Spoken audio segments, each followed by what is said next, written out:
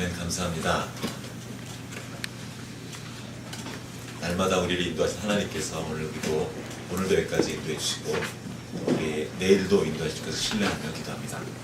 참 우리 동성군은 지금 나와 있는데 좀 이따 갈 거예요.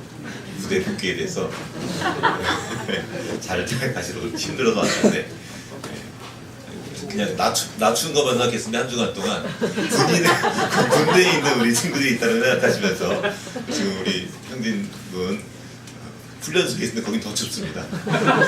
들어가면 공기가 달라요. 근데 위에서 생각날 때마다 생각하셔서 추울 때 한번 기억하시고 이렇게 기도해 주시면 힘내세요. 네, 알겠습니다. 편안하게 가면 되겠습니다. 타령하면 안 돼요. 자, 제가 요즘에 소위 세상 속에서의 걸음들을 많이 걷고 있습니다. 많이 만나서 일반 안 믿는 사람들하고 얘기를 많이 나누고 그런 분위기 속에서 그들은 제가 목사인지 모르기 때문에 마음껏 얘기합니다. 그럼 얘기하다 보면 가히 무신론자들의 세상입니다. 얼마나 이 기독교에 대해서 무시하고 폄하하고 함부로 말하는지 몰라요. 그래서 내가 가서 또 막 뭐라 그럴 수도 없고 이렇게 들어주고 그 시간을 보내는데 대놓고 무시하죠. 조소하고 비아냥거리고 지금 과학을 하나님처럼 믿는 시대가 되어버려요. 사실 그 과학도 가설에 가는 분이 굉장히 많은데 어설프게 주워든 것으로 되게 확신을 가지고 막 얘기합니다. 막 침투면서 아주 힘듭니다. 그러면 그때마다 이제 우리 정의의 사도들이 나타납니다. 믿는 사람들 중에. 그래서 그거 아니냐면서 이제 여기서 싸우는 거죠. 그래서 뭐 진화론 얘기 나오면 막 미팅에서 하면 아예 되지가 않아요. 여러분 백분 토론 같은 거 혹시 보신 일 있습니까? 안 보시죠? 한 번은 작정하라고 본 일이 있었습니다. 근데 시작하기 전에 서로 이렇게 얘기를 하는데 시작할 때와 끝날 때 서로 의견이 조금씩 나뉘어진 걸 전 본 적이 없어요. 무슨 말이냐면 나는 A고 B인데 서로 끝날 때 똑같이 가져가 그대로 끝나요. 서로의 말을 듣는 겁니까? 안 듣는 겁니까? 안 듣습니다. 그냥 자기 말하고 가는 거예요. 자기 하고 싶은 말. 들을 마음이 있는 게 아니에요.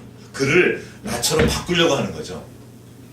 근데 지금 만약에 우리가 똑같이 크리스천들이 그들에게 그렇게 나아가면 그들은 바로 마음을 닫아버립니다. 더 이상 얘기하지 않습니다.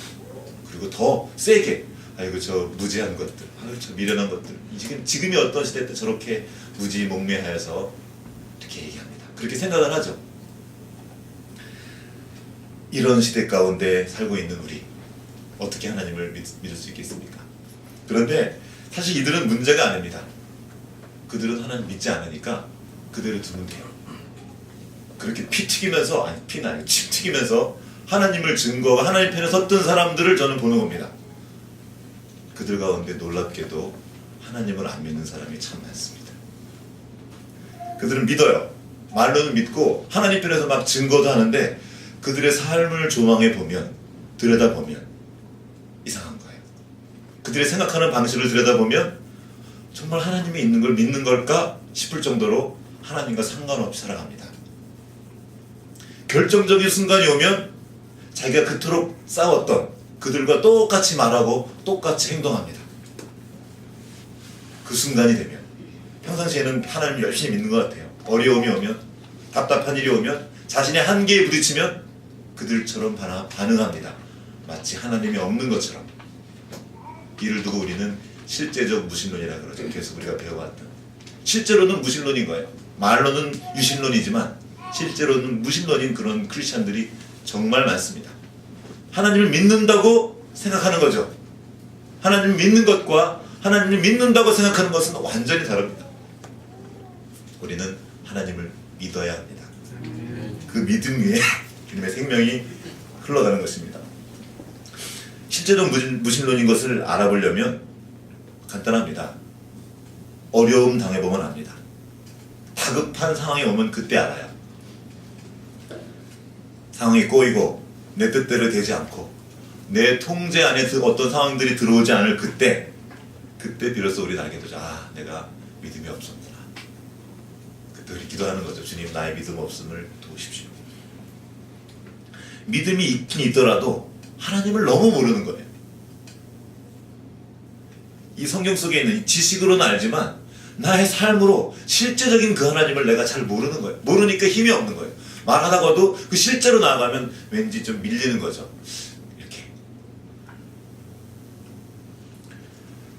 그나마 내가 하나님을 잘 모르고 내 믿음이 참 부족하다는 것을 깨달으면 이것도 은혜입니다. 하나님이 그 은혜를 지금도 우리에게 부어주십니다. 우리의 부족함을 아시고 그 부족함을 채워주신 거죠. 그 믿음을 시작하신 하나님께서 완성해 가고 계십니다. 그리고 반드시 완성하십니다. 이게 은혜입니다. 그리고 복음입니다. 하나님이 시작하셨고 하나님이 완성하십니다. 그리고 우리를 실제적인 믿음, 실제로 하나님을 내가 대면하여 아는 그 자리로 우리를 이끌어 가십니다. 하나님을 진짜로 믿는 그 자리 말입니다. 이를 위해서 주님께서 반드시 통과케 하시는 것이 있습니다. 그 폭풍 속으로 들어가 집어넣으시는 거예요. 삶의 폭풍 속으로.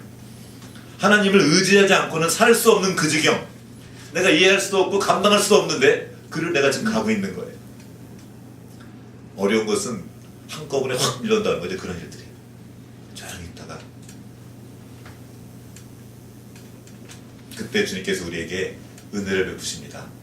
안 되게 하신 은혜, 못하게 하시고 실패케 하신 은혜를 경험하세요. 경험케 하십니다. 우리는 그때 방향을 돌려서 주님을 바라봅니다.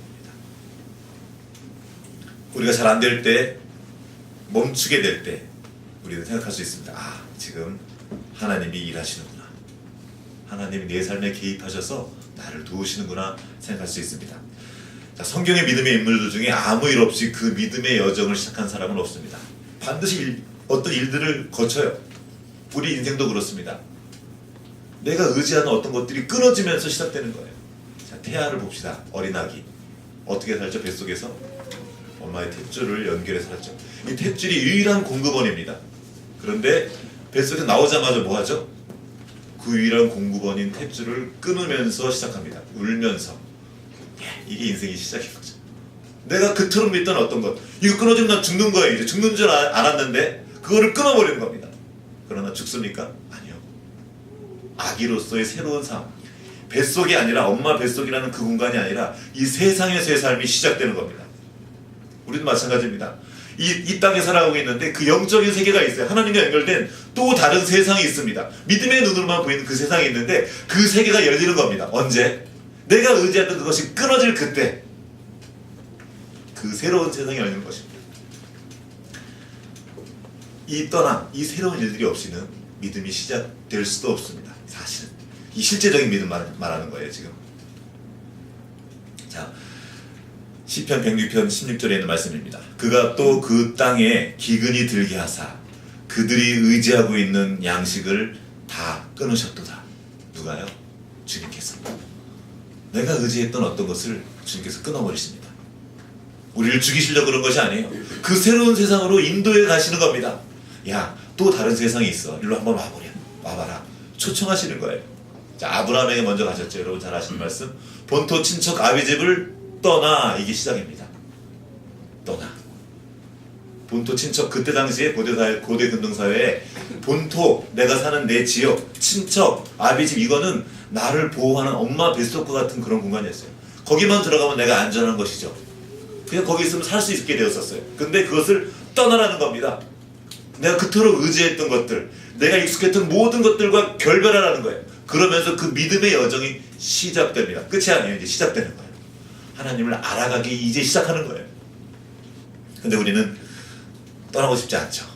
어디로 갈지도 모르니까 지시할 곳, 가르쳐준 것도 아니에요. 어디로 갈지 모르는 그 미지의 세계로 나아가는 겁니다. 이게 우리 인생이에요. 모험으로 사는 인생. 가는 거예요. 가는 거야. 가는 거예요. 근데 우리는 그 앞에서 떨리는 거죠. 또 아버지 집을 떠납니다. 이게 뭐냐면 가까운 사람, 생리별하는 거죠. 그때 실제로 이 아브라함은 그 하란 형 동생 하란을 묻고 나홀, 형제인 나홀을 떠납니다. 아버지도 거기서 죽고요. 아버지가 죽은 그 땅을 떠나옵니다. 형제 나홀을 내버려 두고 이제 떠나오는 거죠. 떠나는 겁니다. 그때 주님께서 내가 통제할 수 없는 그 상황 가운데서 점점 하나님을 의지하는 법을 배워가게 하십니다. 자, 우리 야곱을 한번 또 기억해 봅시다. 야곱 떠나죠. 아버지 집을 또 떠나죠. 원치 않는 생리별, 어머니, 우리 엄마 그토록 자기를 아껴준 엄마를 떠나야 합니다. 그래서 지금 그 삼촌 집, 아까 떠나왔던 그 하란으로 가서 나홀의 아들인 라반, 자기에게 삼촌인 거죠. 삼촌의 집으로 가서 살게 됩니다. 이전에 야곱의 이름 뜻이 뭐죠? 속이는 자였죠. 속이는 삶을 살았습니다. 형도 속여먹고 아버지도 속여먹었습니다. 그러나 그에게 기다리고 있었던 건 뭡니까? 자기보다 더 센 사기꾼입니다. 라반이죠. 제대로 걸립니다. 진짜 이럴 수가 없어요. 이전엔 자기가 속이는 게 통했는데 이제는 거꾸로 자기가 당해도 어떻게 그렇게 당합니까? 여러분 결혼 사기 들어보셨습니까? 이건 진짜 아침에 일어나는데 다른 여자가 누워있는 거예요. 자기가 그토록 사랑해서 생각해보세요. 7년을 정말 열심히 사례도 받지 않고 그 여자를 얻기 위해서 열심히 일했는데 아침에 눈 떠봤더니 다른 여자가 있는 거예요. 이거 진짜 이런 황당한 경우를 이런 속임을 당하고 또 그리고 또 삼촌이 가서 그러면은 너가 앞으로 7년 더 일하면 내가 주겠다. 완전히 사기 당한 거죠. 열심히 7년을 했습니다. 그 뒤로 계속 그 삼촌 밑에 있으면서 계속 삼촌은 속여 먹습니다. 이 야곱을. 안 되는 거죠. 인자를 만난 겁니다. 이제부터 속임 당하는 삶이 시작되었어요. 그 다음에 또 나중에 더 황당한 것은 자식들이 속여 먹는 거죠. 기억하시죠? 요셉, 자기의 사랑하는 아들, 11번째 아들 요셉을 죽었다고, 그것도 짐승에게 잡혀 죽었다고 아버지에게 말합니다. 그걸 믿고 10몇 년을 삽니다. 꽤 오랜 세월을. 여러분 그 세월을 기억하십니까? 정말 너무 힘든 시간일 거예요. 그냥 객사한 것도 아니고 아들이 찢겨 죽었대요. 그걸 슬퍼하며 살아가는 거예요. 속아서 이 삶을 지금 야곱이 계속 사게 됩니다. 그런데 지금 또 다른 아들까지 잃게 될 지경입니다. 왜냐하면 그때 야곱이 말하죠. 내가 자식을 잃게 되면 이르리로다. 그 앞에 한 말이 있어요. 전능하신 하나님께서 은혜를 베푸셔서 우리 자식을 살려주길 원한다. 이 야곱이 변해 있습니다. 이 오랜 세월을 거치면서 하나님이 전능하신 하나님인 것을 알아간 거예요. 경험으로 알아가게 된 겁니다. 좀 전에 요셉 얘기했으니까 요셉도 한번 봅시다. 요셉도 떠나죠. 10대 후반, 약 17살쯤 됐을 때 자기를 그토록 아꼈던 아버지 집을 갑작스럽게 떠나게 됩니다. 준비를 못했어요. 아버지 심부름 갔다가 갑자기 떠나게 됩니다. 작별 인사도 못했습니다. 떠났어요. 그것도 노예로 팔려갔습니다. 말 안 통합니다. 어학연수 안 했습니다. 그냥 바로 갔어요. 그냥 간 거예요. 애굽이라는 도시로 갔으니까 그냥 뭐 좋은 도시에 유학 간 게 아닙니다. 가서 노예로 팔려가가지고 노예에서 어떻게 나중에 요새 말을 배우고 말을 하거든요. 애굽 말을 어떻게 배웠을까요? 누가 가르쳐줬을까요? 친절하게? 노예거든요. 그렇죠. 맞으면서 배우는 거예요. 맞으면서 생존 언어. 맞으면서 배우는 거예요. 저 말 안 통하는 경험이 좀 있습니다. 눈물 나요 정말. 저 진짜. 저는 노예는 아니었는데 미국에서 한 달 정도 이렇게 애들하고 있는데 젊은 것들이 막 한번 하는데 미치겠어요.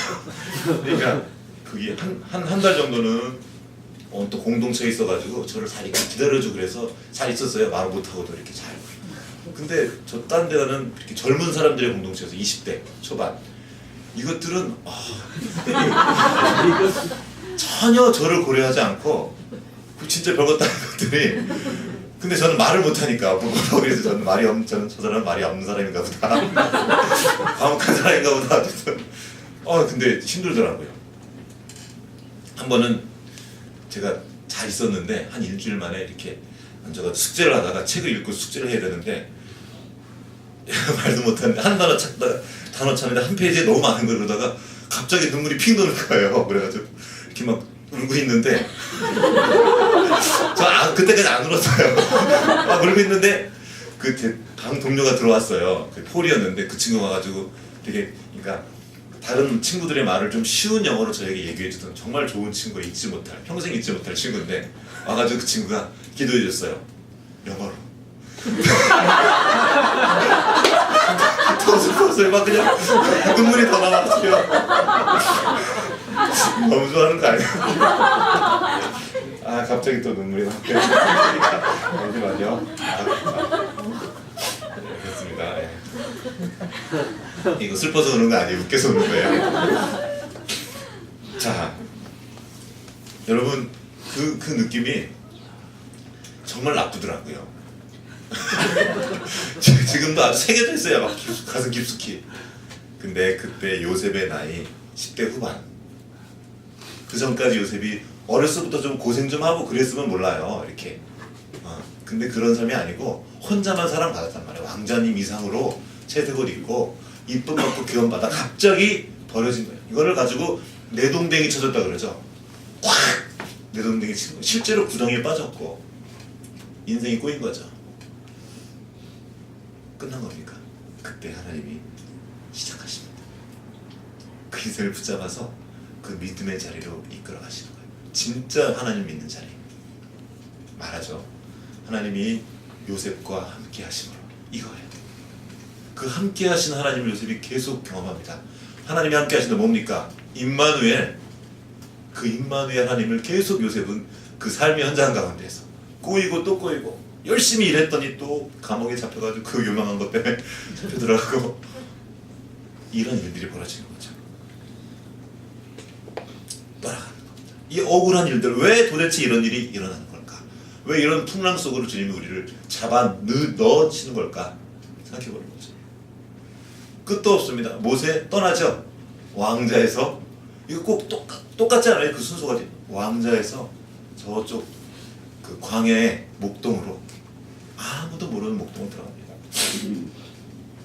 세계 최대의 제국이었습니다. 그곳에서 쓸모없는 늙은이로 늙어가는 거예요. 그렇게 이제 죽어가는 거죠. 80까지 40년을 그러고 삽니다. 그에게 있었던 능력들이 아무 쓸모없는 것. 여러분, 모세는 소위 제왕학을 배웠던 사람입니다. 황제가 왕이 되어서 나라를 통치하기 위한 모든 최고의 학문을 다 배웠습니다. 말타기, 활쏘기, 글쓰기, 어떻게 사람들을 다뤄줄지, 리더십에 대해서 네가 누구인지 이걸 다 배웠단 말이에요. 그런데 그것이 아무 쓸모도 없는 곳, 광야에 내동댕이 젖었습니다. 거기서 40년, 그리고 힘이 빠질 때까지 다 빠져서 할아버지가 될 때까지 기다립니다. 어떻게 된 거죠? 다윗 장군으로 궁정생활을 했었죠. 떠가지고 한참 떠서 그 다음에 도망다니죠. 한 13년, 10대 후반에서 30대까지 광야 생활하는 겁니다. 사방이 다 적입니다.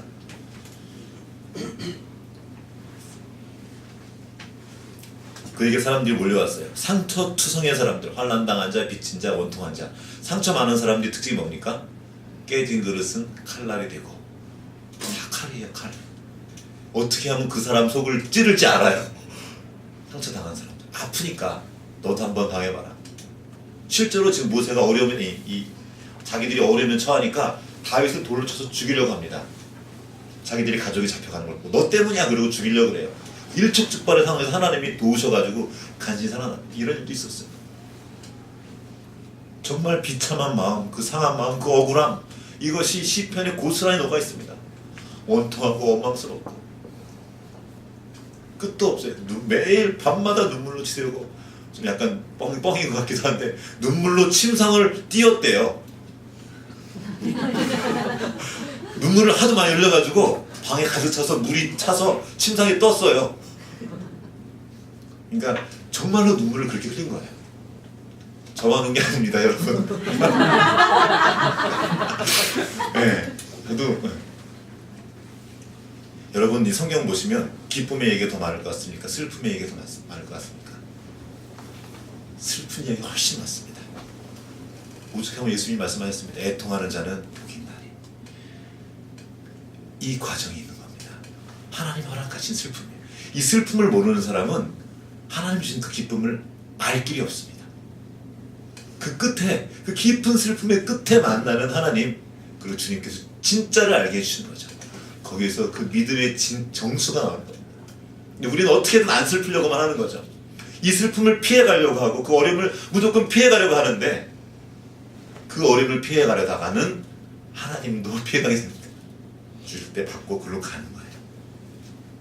끝도 없습니다. 예레미야 기억하시죠? 한 개인을 망하게 할 뿐만 아니라 한 나라를 통째로 내동댕이 쳐버리십니다. 이 땅에 존재하는 민족 중에 이스라엘 민족처럼 그렇게 고난을 많은 당한 민족은 없습니다. 우리나라도 많은 고난을 당했는데요, 이스라엘처럼 이렇게 당하진 않았어요. 대놓고 온 세계가 집중적으로 그들을 괴롭혔습니다. 완전히 망해서 다 끝났어요. 여러분 다니엘 기억하시죠? 다니엘의 인생이 그 믿음의 여정이 언제 시작합니까? 포로로 부모님들 다 잡혀 죽고 자기 눈앞에서 부모들 다 죽인 거예요. 친척들 다 죽고 포로로 잡혀가서 그 인생이 시작됩니다. 이게 어떻게 된 겁니까? 신약으로 들어도 마찬가지입니다. 끝도 없어요. 요셉, 예수님의 아버지, 갑자기 결혼하려고 그랬는데, 사랑하는 여인이 결혼하려고 그랬는데 임신, 자기는 상관없는데 임신을 했네. 이거 어떡하지? 마리아도 마찬가지죠. 정말 얼마나 황당합니까? 자기는 남자를 모르는데 아기가 들어졌어요. 이거 어떻게 말도 못하고. 이런 일들이라는 겁니다. 베드로 그물을 버려두고 떠납니다. 아버지와 배를 버려두고 떠났다 그랬어요. 제법 살던 집이었습니다. 선주의 아들이었으니까. 근데 떠나야 했습니다. 떠나는 거예요. 사도 바울 열심히 있는 사람이었죠. 그가 있었던 그 사람들의 무리, 특별한 종교적인 무리였던 사람들이 그를 도왔고 그는 거기서 리더였습니다. 그의 말이 통하는 곳이었어요. 저희 제사장도 그를 믿었어요.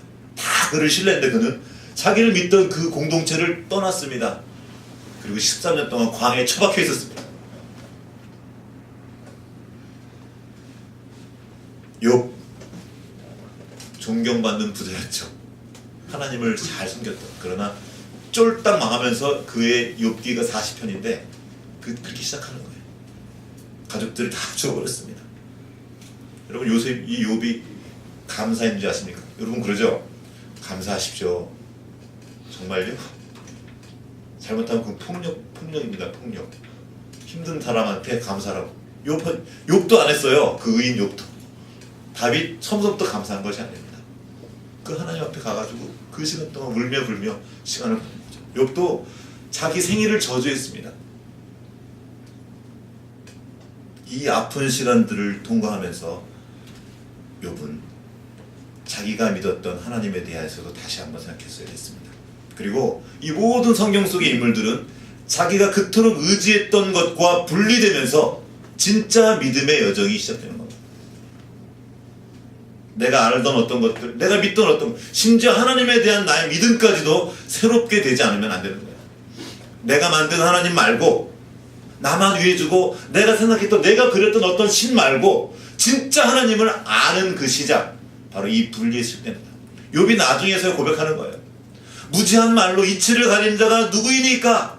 바로 나라는 거예요. 나는 깨닫지도 못하고 알지도 못하고 스스로 알지도 못하는 걸 내가 함부로 말했습니다. 주님 하고 그 앞에 엎드려지는 입을 닫고 이제는 주님 말씀하십시오. 얼마나 우리가 떠들어댑니까? 안다고. 우리는 모릅니다. 이게 시작이에요. 하나님이 이러신 줄 알았는데 알고 봤더니 좀 이상한 거예요. 내 생각대로 움직여지지 않는 거예요, 인생들이. 그때 우리는 고백하는 거죠. 주님 다 모릅니다. 알게 해주십시오. 그렇게 진짜 하나님을 향한 알미 시작됩니다. 만약에 다른 의지할 것이 남아있었다면 그것을 붙잡았을 거예요. 조금이라도. 근데 남겨두지 않습니다. 정말 잔인한 거죠. 아무것도 남아요. 어찌할 바를 모르는 그 자리까지 털썩 주저앉아서 하나님은 그때서야 바라보는 거예요. 그 전까지 눈이 하나님을 바라보지 않습니다. 끝까지 버티고 어떻게든 내가 뭔가를 더 해보려고 그래요. 그렇게 망하는 거거든요.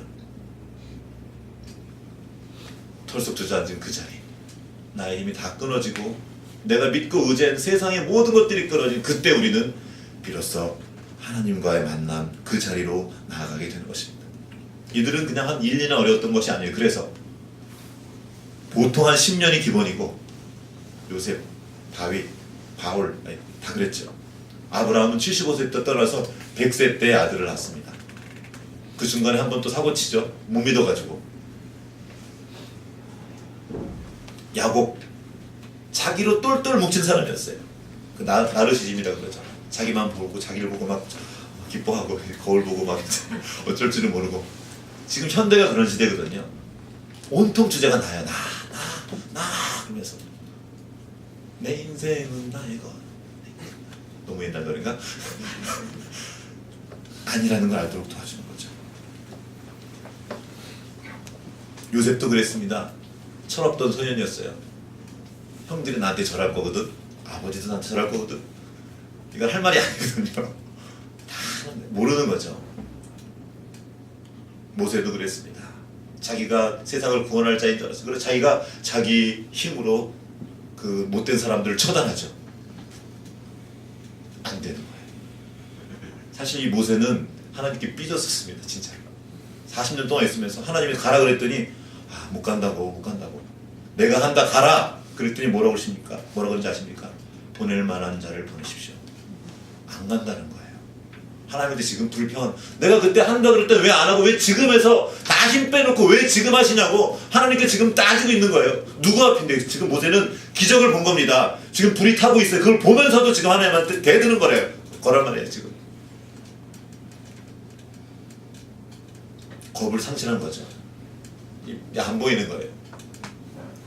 하나님은 그런 모세를 잡아서 다시 그 애굽으로 보내십니다. 왜? 이제는 네가 네 힘으로 하려고 했잖아.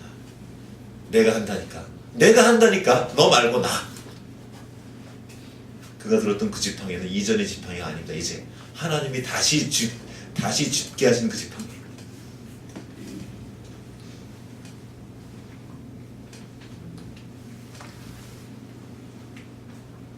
우린 다윗의 원망과 불평을 기억합니다. 시편에 계속 맨날 가득해요. 아주 욕도 되게 심하게 하고 저놈 부모들 다 없어지고 고아하게 그 자식들 고아가 되게 하십시오. 죽어버리라는 거죠. 그것도 죽여버리라고 막 기도하는 거예요. 원수들을 저주하고 저놈들 가만두지 마시라고 하나님이 계속 이 다윗은 그렇게 기도합니다. 하나님 앞에서. 그 유럽던 욕도 감사하지 않았고요. 그러나 우리는 그들을 두고 믿음의 사람이라고 부릅니다. 왜입니까? 우리하고 뭐가 다른데요? 다를 바 없는 사람들이라는 거예요. 그들도 죄인입니다. 의인은 없나니 하나도 진짜 의인이 없습니다. 못됐어요. 아주 못됐습니다. 아브라함 아내 뒤를 숨어버리고 다윗은 그 충성스러운 그 아내의 충성스러운 군인의 자기의 신하의 아내를 아주 비열한 방법으로. 얼마나 나쁜 놈입니까? 그것만 보는. 그런데 하나님은 그를 사랑하셨다고 합니다. 그가 하나님을 알아가는 거예요. 여러분, 하나님은 우리가 아는 그 하나님과 같지 않습니다. 우리는 하나님을 몰라요. 우리가 아는 도덕과 그 윤리적인 어떤 몇 가지만 들고 하나님을 잴 수 없습니다. 하나님의 그 크심과 광대하심을 누가 알겠습니까? 몰라요. 온 인류 역사를 다 통틀어서 그거를 말해내려고 해도 말해낼 수가 없습니다. 알 수 있는 사람은 아무도 없어요. 그냥 그 작은 한 부분을 붙잡고 있는 건데 왜 이렇게 아는 척 하냐는 거예요. 모릅니다. 그 말씀을 주님께 드립니다. 욥처럼 주님 내가 모릅니다. 난 무지한 자여오니 나를 도와주십시오. 이게 시작입니다. 그리고 그 자리에서 기도하는 겁니다. 하나님께 나가는 거예요. 시편 32편 6절 제가 읽겠습니다. 이로 말미암아 모든 경건한 자는 주를 만날 기회를 얻어서 주께 기도할지라 진실로 홍수가 범람할지라도 그에게 미치지 못하리이다. 주님을 만날 기회입니다. 내 힘이 끝나고 내가 어찌할 바를 모를 그때 주님을 만날 기회입니다. 거기 와서 기다리시는 거 일로 와라. 내가 기다리고 있다. 가면 되는 거예요. 요셉이 어떻게 하나님과 함께함을 알았습니까? 그곳에 들어가 하나님 앞에 있었던 거예요. 하나님 나를 도와주십시오. 하나님께 힘을 얻었던 겁니다. 홍수 여러분 천재지변입니다. 홍수가 나면 어찌할 바를 몰라요. 방법이 없어집니다. 홍수를 경험한 적이 있는데 집에서 이전에 어렸을 때 정말 그 다급함과 그 황당함을 어떻게 할 수가 없어요. 막 물이 들이치니까 물 셀 틈 없이 들어오는 고통, 숨을 못 쉬게 만들어버립니다. 이게 홍수거든요. 그러나 그 순간이 오히려 주님을 만날 기회라는 것입니다. 우리를 향한 주님의 초청이에요. 내게로 와라. 내가 도울 것이다. 우리가 잘 아는 말씀 예레미야 29장 11절 말씀 읽겠습니다. 여호와의 말씀이니라 너희를 향한 나의 생각을 내가 아나니 평안이요 재앙이 아니니라 너희에게 미래와 희망을 주는 것이니라. 그 일, 그 사건, 그 상황만 보면 재앙이 맞습니다. 그러나 하나님을 만나면 더 이상 재앙이 아닙니다. 평안입니다. 그때 상황이 그랬어요. 바벨론 포로들에게 보내는 편지였잖아요. 그 내용이 뭔지 아십니까? 이제 곧 나라가 회복될 거니 조금만 참아라. 이게 아닙니다. 이제 나라가 곧 완전히 끝날 테니 거기서 열심히 잘 살아봐라 이거예요. 대신 70년이 지나면 너희가 돌아올 것이다. 여러분 희망적이십니까? 자, 우리 황사님한테 제가 말씀드립니다. 70년 뒤에 잘 될 것입니다. 자, 모든 것이 풀리고 회복시키며 이게 무슨 말이에요? 70년 우리는 그 말 때문에 70년 뒤에 돌아오는구나. 나한테 해당되는 얘기가 아니에요. 그 후손이 그거를 지금 누린다는 겁니다. 바로 다음 70년이면 보통 그 다음 손자 세대 정도 되거든요. 그때 돌아올 거라는 거예요. 근데 주님이 이 일을 주신 거예요. 왜요? 아프지만 지금 너무 힘들지만 이 일이 없으면 너 죽어. 소망이 없어. 이거 해야 돼. 이걸 해야 이 아픈 과정을 통과해야 내게 소망이 있고 네 인생에 미래가 있고 너 자손들에게 소망이 있는 거야. 결국 이거 아닙니까? 자손들. 요즘에 강남 얼마 전에 친구 만나서 강남 부모들에 대한 얘기를 들었는데 뭐 애 하나한테 뭐 한 달에 막 몇백만 원씩 심하면 1,000만 원 그 국제학교 같은 데 보내려고 그러면 돈 진짜 많이 든대요. 그것도 뭐 그걸 위한 과외도 한가목당 막 정신이 현황하더라고요. 왜? 다음 세대 자기 자식을 위해서 그거 한다는 거예요. 우리는 잘 느낌이 없죠. 근데 그 사람들 그거 한다는 거예요. 왜? 다음 세대. 우리도 지금 이 다음 세대를 보고 있는 겁니다. 우리는 몰라요. 그러나 하나님께서 지금 뭔가 일을 진행하고 계십니다. 다 이해가 되지 않습니다. 그런데 하나님께 그 좋은 생각이 있다는 거예요. 그러니까 내게로 와라. 내게 들으라. 그러면서 주신 말씀 바로 이어진 말씀입니다. 너희가 내게 부르짖으며 내게 와서 기도하면 내가 너희들의 기도를 들을 것이요 너희가 온 마음으로 나를 구하면 나를 찾을 것이요 나를 만나리라. 하나님을 만나는 거예요. 하나님을 알아가는 거예요. 이제 우리는 웬만해서는 주님을 찾지 않습니다. 그렇죠? 저만 그런 거 아니죠? 주님을 의지하고 주님께서 하신 일을 기뻐하기보다 내가 한 일을 자랑하고 내가 한 일을 드러내고 싶어합니다. 저는 그렇습니다. 여러분은 안 그러신 것 같은데 얼굴이. 자, 제가 초등학교 학예를 갔습니다. 아이들이 갔는데 애들이 한 30명 가까운 아이들이 노래하는데 저는 누굴 보고 있을까요? 제 자식을 보고 그때 춤을 추는데 지우네 반인데 지우가 안 보이는 거예요. 아무리 봐도 이 사진을 계속 찍고 있는데 다 찍고 사람을 다 찍고 있는데 다 자기 아들 자기 자식만 나오게 찍죠 이거. 저도 찍고 있었는데 아무리 찾아봐도 지우가 없는 거예요. 근데 맨 마지막에 이렇게 했다가 탁 보는데 그게 지우인 거예요. 그래서 계속 뒤통수가 보고 나와 있었던 거예요. 앉아 있었고 그래서 아니 왜 이렇게 좋든지 짠 하고 거기 나올 때 아빠의 관심 왜 지우입니까? 내 자식이거든요. 내게서 나온 어떤 나를 통해 나온 어떤 것을 우리는 기뻐하는 거거든. 내가 만든 것, 내 새끼, 내가 읽은 사업, 내가 만들어 어떤 거 앨범. 저도 앨범 하나 만들었습니다. 너를 향한이라는 앨범을 이렇게 디자인도 예쁘게 해가지고 오랜 시간을 거쳐서 앨범 하나 만들었어요. 근데 시중에 풀진 않고 이렇게 가까운 학교 그때 장신대에 있을 때 학교에 이렇게 좀 몇 군데 풀었어요. 자, 이렇게 앨범들이 쫙 있는데 제가 뭐만 볼까요? 제 눈엔 뭐만 보여? 내 눈엔 내게 어딨나 하고 보는 거예요. 이렇게 어디 있나 이렇게 보게 되죠. 왜요? 내가 한 거. 이상한 놈은 아니에요. 저렇게 다 그런 거 우리가 그렇단 말이에요. 우리가 나쁘다고 말할 수는 없죠. 우리 다 그러니까. 그러나 여기 나에 갇혀 있을 때 우리가 보지 못하게 되는 게 너무나 많습니다. 현대인의 어려움은 뭐냐면 전부 개인만 말해요. 개인. 이 전체를 보지 못하고 나라 같은 거 별로 소용없어요. 운동선수가 자기 안 시켜줬다고 다른 나라를 비하해요. 다른 나라 사람이 돼버린단 말이에요. 예전 같으면 매국노잖아요. 지금은 아니에요. 그 개인을 존중한단 말이에요. 중요한 일이고 좋은 일이지만 한번 생각해볼 문제라는 거예요. 너무나 나밖에 몰라요. 그게 너무나 자연스러운 거예요. 이렇게 자기만 보고 있는 동안 우리는 우리도 모르게 실제적인 무신론자가 되어갑니다. 왜냐하면 내가 중심이니까. 하나님은 중요하지 않은 거예요. 지금 하나님 나를 좋게 해줘야 되는데 내 생각에 맞는 이것들을 나에게 지금 부어줘야 되는데 안 주시니까 어려워지는 거죠. 그리고 그 선택, 그때 하는 말과 그때 하는 선택들이 마치 하나님이 없는 것처럼 말을 하게 되는 겁니다. 조금만 잘 돼도 그냥 이렇게 되고, 조금만 어려도 그냥 확 풀이 죽어가지고 절망하고, 나에게 갇혀있는 동안 나를 이 땅에 두신 그 하나님의 목적과 그 마음을 볼 수가 없게 되는 겁니다. 내가 누구인지, 내가 어떤 존재인지, 하나님이 내게 준 그 생명이 얼마나 위대한지 모르게 되는 겁니다. 얼마나 안타까운 일이죠.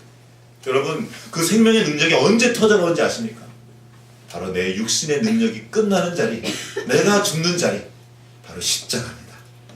나의 짧은 머리로 이 두 주먹도 안 되는 이 뇌로 계획한 나의 계획과 그 나의 생각이 끝나는 그 자리, 그곳에서 주님의 생명과 그 계획이 시작되는 거예요. 그리고 주님을 알아가기 시작하는 겁니다. 그곳에서 주 예수 그리스도의 부활 생명이 터져나오는 겁니다. 세상은 거기가 끝이에요. 소망이 없어요. 절망이에요. 그래서 허무주의로 갑니다. 아니면 막 나가거나, 어차피 한 세상 놀아보자, 막 나가거나, 둘 중에 하나예요. 자살을 누가 합니까? 똑똑한 사람들이 해요. 생각해보니까 견적이 안 나오는 거죠. 세상을 보고 나를 보니 소망이 없다는 겁니다. 맞습니다. 정확하게 맞습니다. 소망이 없습니다. 왜냐하면 소망은 이 세상이나 내가 아니라 우리 하나님께 있기 때문입니다. 내 영혼아, 내가 어찌하여 낙심하여 어찌하여 내 속에서 불안해하는가? 너는 하나님께 소망을 두라. 나는 그가 나타나 도우심으로 말미암아 내 하나님을 여전히 찬송하리이다. 낙심한 영혼에게 이 말씀을 들으십시오. 하나님께 소망을 주십시오. 맞다, 나 소망 없다. 그러나 하나님이 나와 함께 계신다. 이것이 우리의 소망입니다. 겁날 게 없는 거예요. 시간이 얼마 전에 한 목사님 자제분을 만났습니다. 이 친구가 목사 자녀들 중에 두 종류가 있는데, 하나는 마치 자기가 목사인 것처럼 열심히 교회 잘 다니면서 이렇게 사는 친구가 있었고, 저도 학창시절은 그랬어요. 이렇게 잘. 하나는 한 부류는 아버지가 목사지 내가 목사냐, 이런 사람들이에요. 그래서 막 나가는 거죠. 이 친구도 약간 이 두 번째, 아버지가 되게 엄격했는데 어쨌든 싫었던 거예요. 학교에서의 생활과 교회 생활이 너무나 달랐고, 괴리감 때문에 고통받았고, 그래서 뭐 학교 생활 적응을 잘못해서 필리핀에도 가서 있었다가 중국에도 갔다가 한국에 와가지고 무슨 예술대학교에서 좀 이렇게 띵가띵가 하다가 미국에까지 가가지고 이제 어떻게 음악을 만나서 피아노를 하고 왔습니다. 그리고 한국에 왔는데, 그러니까 미국에서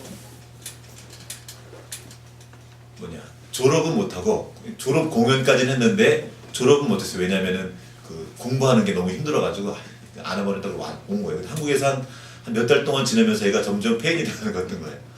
나이가 30이 다 돼가는데 할 일은 없고 뭐 해야 될지도 모르겠고 이렇게 있는 거예요. 근데 이제 그런 상태에서 어찌어찌 하다가 제가 만나서 얘기를 나눴습니다. 이렇게 얘기를 나눠봤더니 그래도 신앙은 있더라고요. 하나님이 그 시간들을 통해서 하나님을 향한 좋은 마음들을 남겨주셨어요. 그러면서 그 친구가 하면서 얘기를 들으면 들을수록 저는 너무나 그는 하나님의 사역자였어요. 하나님이 너무나 구체적으로 그를 만지셔서 이제 쓰시기 좋은 상태로 빚어가지고 이제 하기만 하면 될 것 같은 마음이 들어 제가 그 얘기를 계속 해줬어요. 정말 하나님이 일하십니다. 놀랍다. 너 진짜 하나님이 쓰신다. 계속 얘기해도 걔는 안 된다는 거예요. 그러면서 하는 말이 난 쓰레기입니다. 계속 그러는 거예요. 계속 말하는 거 자기 쓰레기래요. 그래서 제가 그랬어요. 맞다, 너 쓰레기다. 그랬어요. 그래서 소망이 있다. 만물의 찌꺼기가 되었거든요. 바울은. 맞아요. 우리 쓰레기예요. 하나님 떨어지면 그렇다는 거죠. 가망 없는 존재인데 그런 우리는 하나님이 붙잡으셔서 보배처럼 여기 새기셨단 말이에요. 가슴에 새겼단 말이에요. 우리의 어떠함 때문이 아니라 우리에게 오신 주 예수 그리스도 그분 때문에 우리는 엄청난 존재이고, 우리가 담고 있는 이 생명 또한 엄청난 생명입니다. 우리에게 있는 능력과 그 지혜 또한 엄청납니다. 연결되어 있는 동안, 내가 나를 주장하지 않는 동안 주님께서 우리를 그렇게 인도해 가십니다. 어떻게 우리는 새로워질 수 있습니까? 말씀을 만나는 겁니다. 하나님은 말씀으로 당신의 종들을 찾아가십니다. 아까 말했던 그 아브라함, 요셉, 이 모든 사람들 다 말씀으로 만나셨습니다. 그 말씀을 만날 때 우리가 새로워지는 거예요. 그 말씀이신 주님이 육신이 되어 이 땅 가운데 오셨습니다. 예수 그리스도시죠. 그 예수 그리스도께서 지금 승천하셔서 우리에게 성령을 보내주셨고 우리 가운데 함께 계십니다. 우리가 바로 그 예수 그리스도의 몸된 교회입니다. 주님은 교회를 통해서 지금도 이 땅에 거하고 계세요. 우리가 교회입니다. 절망으로 가득한 이 세상은 교회를 통해서 말씀이 실제가 되신 우리 주 하나님을 보게 되는 거예요. 근데 지금 교회가 다른 거 같아요. 하나님께 받은 그 생명이 아니라 다른 생명을 자꾸 들고 나오는 거예요. 지금 우리를 위해 가장 필요한 것이 무엇입니까? 크고 대단한 일을 하는 것이 아닙니다. 말씀으로 찾아오신 하나님을 만나는 것입니다. 온 마음으로 나를 구하면 나를 찾을 것이요 나를 만나리라. 하나님을 만나면 다 끝납니다. 내가 원하는 것을 다 이뤄도 끝이 없어요. 내 욕심은, 인간의 욕망은 끝이 없습니다. 그러나 진정한 평안과 진정한 행복은 하나님을 만나요. 하나님을 만나면 그때 새로운 모든 것이 시작되는 것입니다.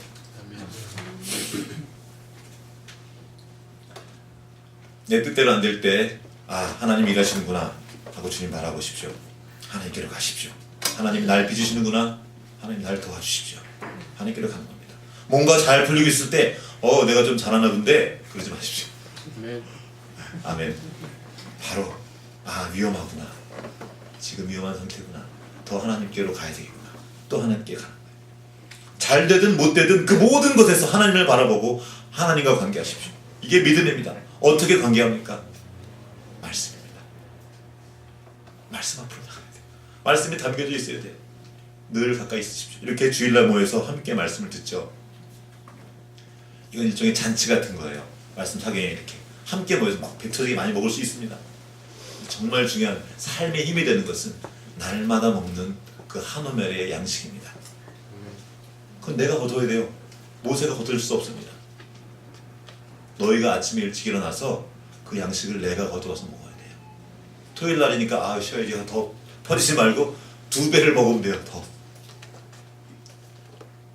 이거를 하지 않고 우리는 주 예수 그리스도의 생명을 나타낼 수 없습니다. 말씀을 담고 드십시오. 그리고 그 말씀을 가지고 기도의 자리로 가는 거예요. 틈만 나면 기회를 만들어서 자꾸 만들어가지고 기도하십시오. 이것이 의무가 아니라 생명을 얻고 새로워지는 기회로 삼고 나갈 수 있습니다. 지금 추워져가지고 움츠러들었는데 지금 기도합시다.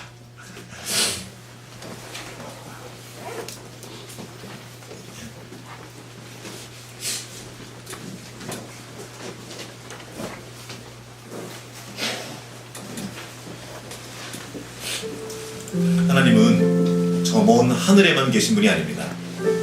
삶의 자리 깊숙이 들어와 계신 분입니다.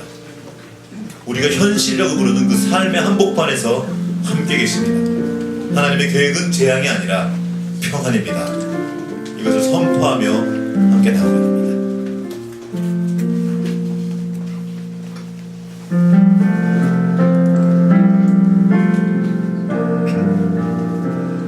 여러분의 재능과 지혜, 좋은 생각 의지하지 마십시오. 여러분이 이룬 성취와 경험도 의지하지 마십시오. 잠시 통할지 모르지만 그것이 통하지 않는 순간이 반드시 오게 됩니다. 그때가 오거든 이상히 여기지 말고 주님 앞으로 나아가십시오. 십자가만이 하나님의 방법입니다. 죽어야만 사는 것이 생명의 신비입니다. 생명의 비밀이에요. 우리 재능과 실력과 능력과 한계가 느껴지고 내가 하는 일이 다 안 되고 마음 멈춰져 있을 때 더욱 주님을 의지할 수 있습니다. 주님 앞으로 나오셔서 주님께 기도할 기회로 삼으십시오. 그냥 가만히 기다리지 말고 말씀을 읽으면서 기다리는 겁니다. 여러분, 성경은 소설이 아닙니다. 살아계신 하나님의 말씀이며 우리 가운데 임하신 창조주 하나님입니다.